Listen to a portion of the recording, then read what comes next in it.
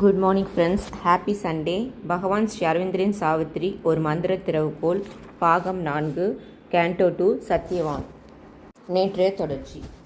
காதல் கொண்ட இதயமானது தனக்கு துணையாக வர இருக்கும் இன்னொரு இதயத்துக்கு ஏங்கி நிற்கிறது. உடலின் அங்கங்கள் அதுக்கு பதில் தரக்கூடிய அங்கங்களாக கூவி அழைப்பு விடுகின்றன. எல்லாமே ஏக ஒருமை நிலைமை அமல்படுத்துவதற்காக முயற்சி செய்கின்றன. இறைமையை விட்டு விலகி வெகு தூரம் வந்த நிலையில் காதல் தேவன் தனது உண்மை அம்சமான ஏகத்தன்மையை, அதன் மூலத்தை தேடுகிறான். ஆனால் உயிராற்றலோ குருட்டுத்தனமாக செயல்படுகிறது. அதன் கருவிகள் ஏமாற்றுகின்றன. பிரபஞ்சத்தில் உள்ள தாழ்ந்த சக்திகள், ஜீவஸ்தல உணர்வுகள் அன்பின் புனிதத்தை மாசுபடுத்தும் வண்ணம் செயல்படுகின்றன. இருப்பினும் அன்பின் மேன்மைகள் யாவும் இங்கு தோன்ற முடியும். இறைவனின் கனவு பார்வையானது இங்கு வர முடியும். சந்தோஷமானது இந்த உலகம் எங்கும் மலர முடியும்.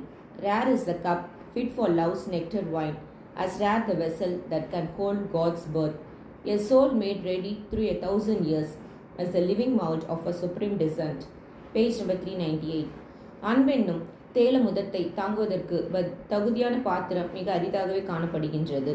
கடவுளுடைய பிறப்பை தாங்கக்கூடிய பாத்திரம் எப்படி அரிதான ஒன்றாக உள்ளதோ, அதே போன்று தெய்வீக அன்பை தன்னுள் தாங்குகின்ற கிண்ணம் கிடைப்பதும் அரிதாக இருக்கிறது.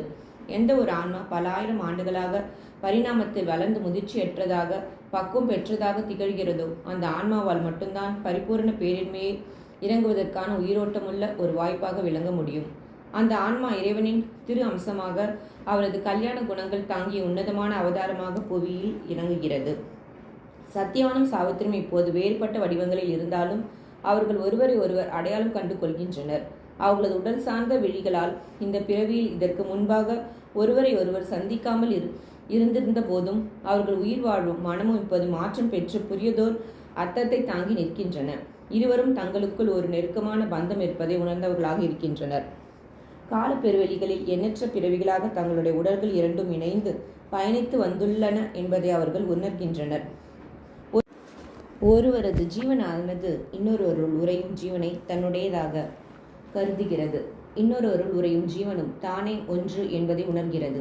Amazed by a joy for which they had waited long, the lovers met upon the different paths, travelers across the limitless plains of time, together drawn from fate-led journeys in the self-closed solitude of a human past to a shift-rapturous dream of future joy and the unexpected present of these eyes. Page number 399.